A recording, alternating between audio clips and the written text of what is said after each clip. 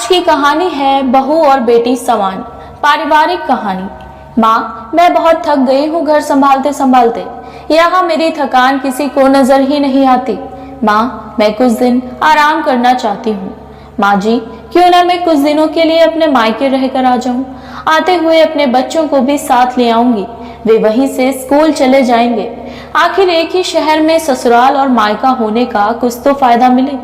निम्मी ने फोन पर अपनी माँ से कहा। अर्चना जी ने दूसरी तरफ से कहा, हाँ बेटा, जब तेरी इच्छा हो आ जाना, आखिर ये तेरा भी तो घर है। ठीक है माँ, तो मैं कल ही आ जाऊंगी। निम्मी खुश होकर बोली, हाँ बेटा, कल आ जाओ, मैं तुम्हारा इंतजार करूंगी। अभी मैं फोन रखती हूँ, मुझे मंदिर जाने की देर हो रही है। अर्चना जी ने फोन रख दिया और सीधे किचन में गई। किचन में खाना बना रही बहू से बोली, अरे शालिनी सुनो, कल तुम्हारी ननद निम्मी आ रही है। आज बाजार जाकर फल सब्जी और मिठाइयाँ लेकर आना। बेचारी मेरी बेटी ससुराल में नौकरों की तरह काम करती है और उस पर कोई ध्यान ही नहीं देता। यहाँ आएगी, कुछ दिन रहेगी तो उसका मन और तबीयत दोनों अच्छे रहेंगे। सास के मुंह से ऐसी बातें सुनकर शालिनी का चेहरा उतर गया। वो मन ही मन सोचने लगी, काश आपको भी मेरी थकावट नजर आती। मैं भी दिन रात झाड़ू पोछा, बर्तन, खाना बनाना, मार्केट जाना और हर वो काम करती हूँ जिससे हमारे परिवार वालों को कोई दिक्कत ना हो। काश आप मुझ पर भी ध्यान दे पाती। आपकी बेटी तो जब मन में आता है तब यहाँ आ, लेकिन मैं साल में एक बार ही अपने माँ के पास जाती हूँ, तब भी आपको प्रॉब्लम होती है। मैं भी इंसान हूँ, मेरा भी मन है, मुझे भी लगता है अपनी माँ के पास जाकर थोड़ा आराम करूं, सुख दुख की चार बातें करूं, अपना मन हल्का करूं। भगवान, अब तुम ही कुछ करो ताकि मेरी सास की आंखें खुलें और उसे मेरी थकावट भी नजर आए। शाम तक भगवान ने जैसे शालिनी की सुन ली और उसकी ननद का फोन आया। ननद ने अपनी माँ से कहा कि उसकी सास ने उसे मायके आने के लिए मना कर दिया है, इसलिए इस बार वो नहीं आ सकती। अर्चना जी बोली, ऐसे कैसे मना कर दिया? पहले तो कभी वो तुम्हें आने के लिए नहीं रोकती थी, इस बार भला क्या हो गया? लाओ मेरी बात कराओ उनसे, मैं समझाती हूँ। निम्मी ने फोन अपनी सास के पास दिया।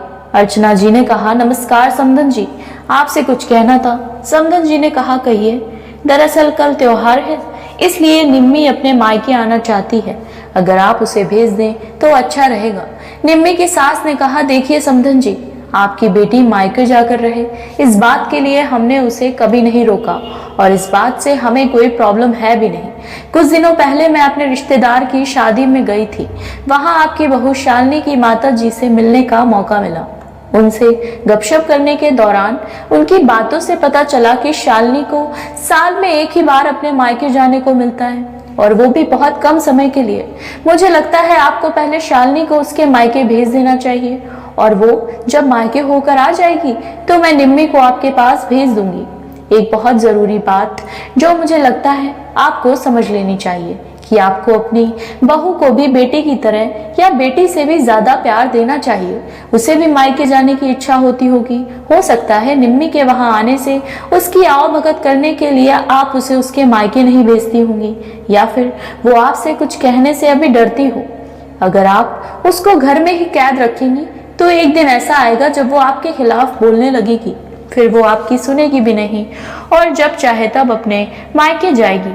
ऐसी परिस्थिति आए, इससे अच्छा है कि आप ही अपने में कुछ बदलाव कीजिए जिससे आपका रिश्ता और रिश्ते की मिठास खराब ना हो।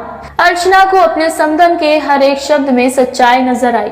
उन्हें महसूस हुआ कि उन्होंने अपनी बेटी के प्यार में अंधे होकर कभी भी अपनी बहू के मन का विचार नहीं किया।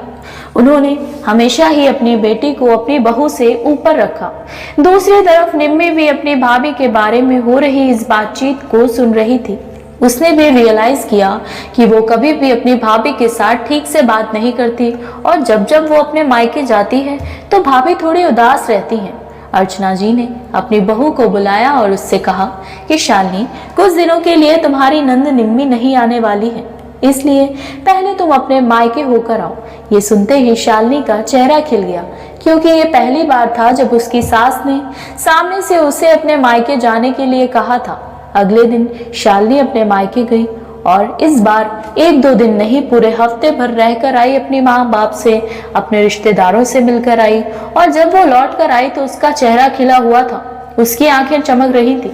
शालिनी के आने के बाद निम्मी भी अपने मायके आई और इस बार वो खुद सामने से अपनी भाभी से खुशी खुशी मिली और अच्छे से बात की। निम्मी ने अपनी माँ से बात करके उन्हें भी अच्छे से समझाने में मदद की और वो कहीं ना कहीं शालिनी भाभी के साथ गलत व्यवहार कर रही थी। दूसरी तरफ शालिनी अपने ससुराल वालों के बदले रवैये से बहुत खुश थी। अब वो खुशी खुशी सबका ध्यान रखती और हर काम प्यार से करती। वो ध्यान रखती कि कोई भी ऐसी बात या काम ना करे जिससे घर में तनाव का माहौल पैदा हो। अर्चना जी अपनी बहू को खुद ही समय समय पर मायके भेज दिया करती। एक छोटे से बदलाव ने सास बहू और भाभी ननद के बीच की कड़वाहट को दूर कर दिया और रिश्तों को और भी ज्यादा मीठा और मजबूत कर दिया। आशा करती हूँ आपको हमारी ये कहानी पसंद आई होगी। अगर हमारी कहानी पसंद आई हो तो हमारे चैनल को सब्सक्राइब करें।